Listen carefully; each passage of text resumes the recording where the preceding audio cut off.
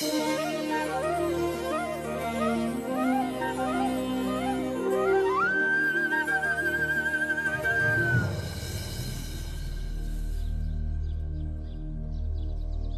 മേയാൻ വിടാൻ യജമാന് നന്നായിട്ട് അറിയാം ബഹുള. മധുരമുള്ള പുല്ല് എവിടെ ഉണ്ടെന്നും അറിയാം. അതെ ഗംഗെ, അദ്ദേഹത്തിന് നമ്മെ അത്ര സ്നേഹമാണ്. നമ്മുടെ കിടാങ്ങളെയും സ്നേഹിക്കുന്നു. ദിവസം പ്രാർത്ഥിച്ച ശേഷമാണ് നമ്മളെ അയക്കാറ്. ഭഗവാൻ അദ്ദേഹത്തോടൊപ്പം ഉണ്ട്.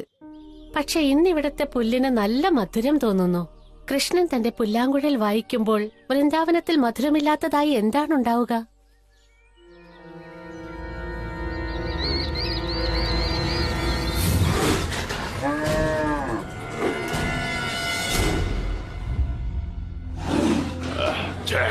ഒരു രാജാവിന് ചോദിച്ച വേട്ടയ്ക്ക് ഇവൻ യോഗ്യതയല്ല.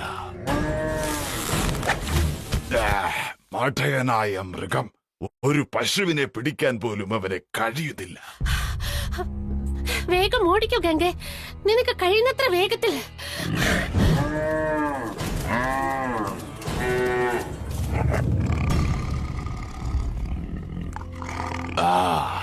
ഇപ്പോൾ കടുവയ്ക്ക് അതിന്റെ ഇരയെ തീർച്ചയായും കിട്ടും. ഒന്നിനും കൊള്ളാത്തവൻ. എഴുന്നേൽക്ക് ഗംഗെ, എഴുന്നേൽക്ക്. ഓടിക്കോ. ഞാനിതിൽ ഇടപെട്ടില്ലെങ്കിൽ ഈ കടുവ വിശന്ന് ചാകേണ്ടി വരുമെന്ന് തോന്നുന്നു.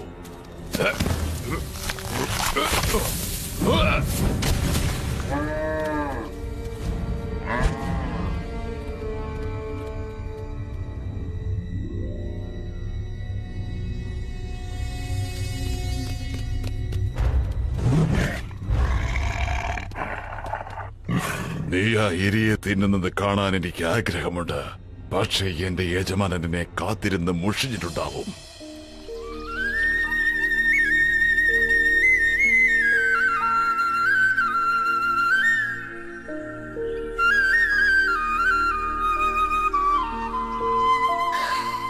നിന്റെ സംഗീതത്തിൽ ഞാൻ എന്നെ തന്നെ മറന്നു പോകുന്നു കൃഷ്ണ. എനിക്കൊരു പക്ഷിയെ പോലെ പറക്കാൻ തോന്നുന്നു.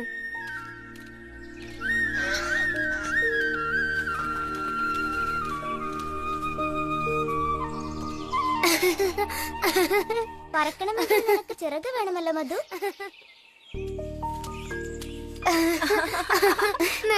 എനിക്ക് ഇക്ലിയാവുന്നു.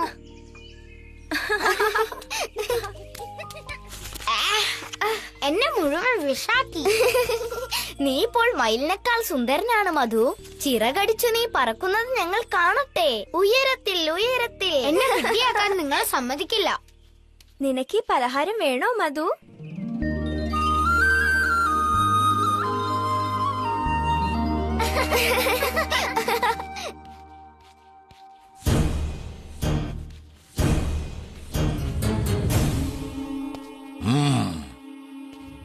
അവരെവിടെയാണ്? പ്രളംബനെ പറ്റി വല്ല വിവരവും കിട്ടിയോ? അവൻ തിരിച്ചു വരേണ്ട സമയം കഴിഞ്ഞിരിക്കുന്നു. മാപ്പ് നൽകിയാലും കംസമഹാരാജാവേ, പ്രലംബ എവിടെയാണെന്ന് അറിയില്ല. അവനെയും കാത്തിരുന്ന് സമയം പാഴാക്കാൻ എനിക്ക് കഴിയില്ല. എനിക്ക് വിവരങ്ങൾ അറിയണം. വിവരങ്ങൾ അറിഞ്ഞേ പറ്റൂ. എന്റെ സ്വാതന്ത്ര്യത്തിന് സന്ദേശം. എന്റെ മരണദൂതനെ കൊല്ലാൻ സാമർഥ്യമുള്ള ഒരാളെങ്കിലും ഉണ്ടാകും. എന്നെ കൊല്ലുന്നതിന് മുമ്പ് വരൂ പ്രകമ്പന.